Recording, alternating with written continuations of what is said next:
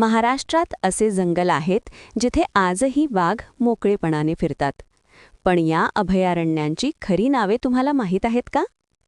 नमस्कार मित्रांनो, आज आपण पाहणार आहोत महाराष्ट्रातील महत्त्वाची वन्यजीव अभयारण्य, जिथे वाघ, काळवीट, हरिण आणि दुर्मिळ पक्षी आढळतात.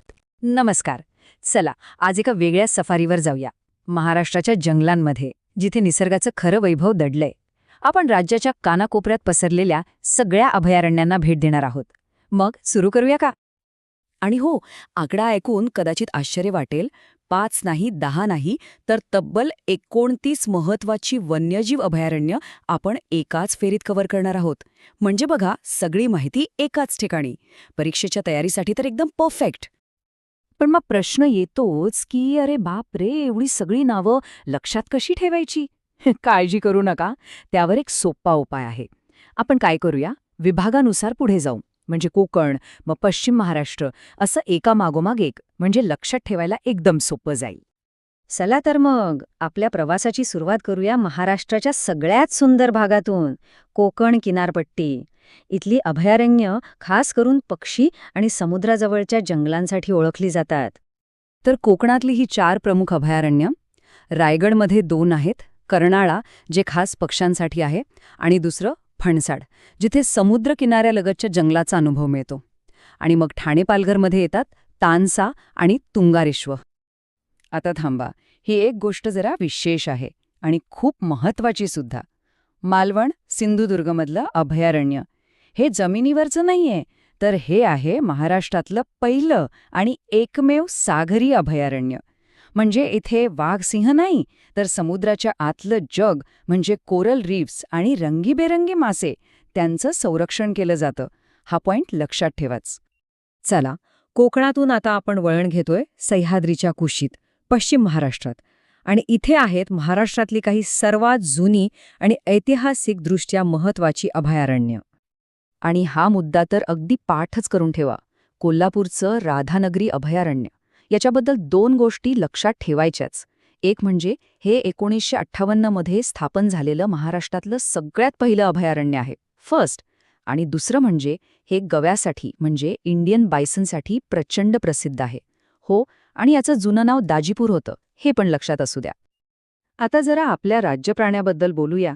शेकरू म्हणजे ती मोठी खार असते ना, ती आहे महाराष्ट्राचा राज्यप्राणी.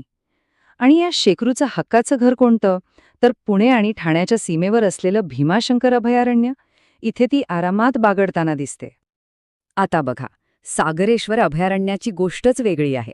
सांगली जिल्ह्यातलं हे जंगल काही नैसर्गिक नाहीये, ते पूर्णपणे माणसाने तयार केलंय, झाडं लावून वाढवलंय.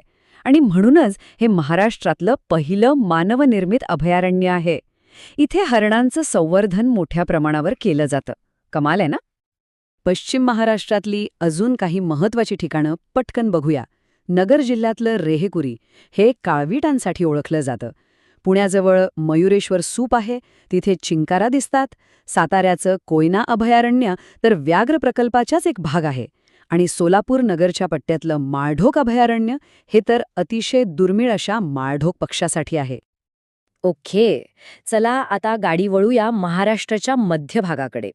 मराठवाडा आणि खानदेश हा भाग तसा थोडा कोरडा आहे, पण इथेही वन्यजीवांसाठी काही खास जागा आहेत. ह्या भागात सगळ्यात आधी येतं जायकवाडी, जे नाथसागर धरणाच्या परिसरात आहे, आणि त्यामुळेच ते एक महत्त्वाचं पक्षी अभयारण्य बनले. मग आहे गौताळा ऑट्रम घाट, ज्याच्यात प्रसिद्ध पित्तळखोरा लेणीसुद्धा आहेत. याशिवाय धाराशिवमध्ये येडशी रामलिंग, जळगावचं यावल आणि धुळ्याचं अनेर डॅम ही सुद्धा महत्त्वाची अभयारण्य आहेत. आता हा एक प्रश्न हमखास विचारला जातो, मोरांसाठी प्रसिद्ध अभयारण्य कोणतं? तर याचं उत्तर डोळे झाकून द्यायचं, बीड जिल्ह्यातलं नायगाव मयूर अभयारण्य. नावावरूनच कळतंय, पण हे नाव विसरायचं नाही.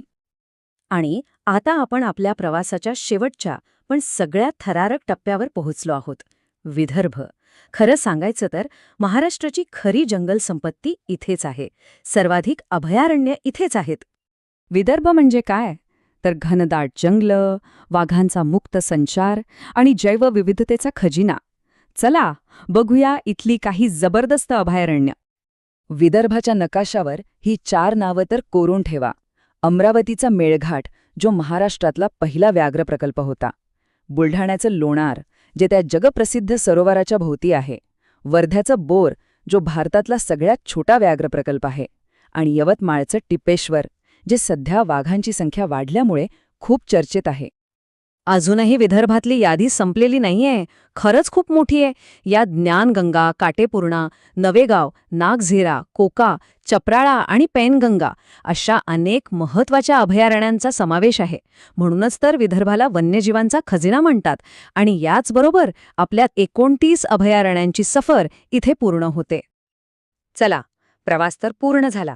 पण थांबा, एवढी सगळी माहिती एकदम लक्षात ठेवणं थोडं कठीण आहे. म्हणून आपण काय करूया, सगळ्यात महत्त्वाचे, हे तर लक्षात ठेवलंच पाहिजे असे 5 मुद्दे पुन्हा एकदा झटपट बघूया. तर हे आहे ते 5 गोल्डन पॉइंट्स. पहिलं अभयारण्य, राधानगरी, कोल्हापूर. पहिलं मानवनिर्मित, सागरेश्वर, सांगली. पहिलं सागरी, मालवण, सिंधुदुर्ग. मोरांसाठी प्रसिद्ध, नायगाव, बीड. आणि आपल्या राज्यप्राणी शेकरूचं घर, भीमाशंकर, पुणे. हे 5 मुद्दे म्हणजे अगदी परफेक्ट रिव्हिजन. तर आज आपण महाराष्ट्राच्या या अद्भुत वन्यजीव वारशाची एक झलक पाहिली. पण जाता जाता एक विचार मनात येतोच की निसर्गाने दिलेली ही इतकी सुंदर देणगी जपण्यासाठी आणि ती पुढच्या पिढीपर्यंत पोहोचवण्यासाठी आपण सगळे मिळून काय करू शकतो, यावर नक्कीच विचार करायला. अशाच माहितीपूर्ण व्हिडिओसाठी चॅनल सबस्क्राईब करायला विसरू नका. धन्यवाद.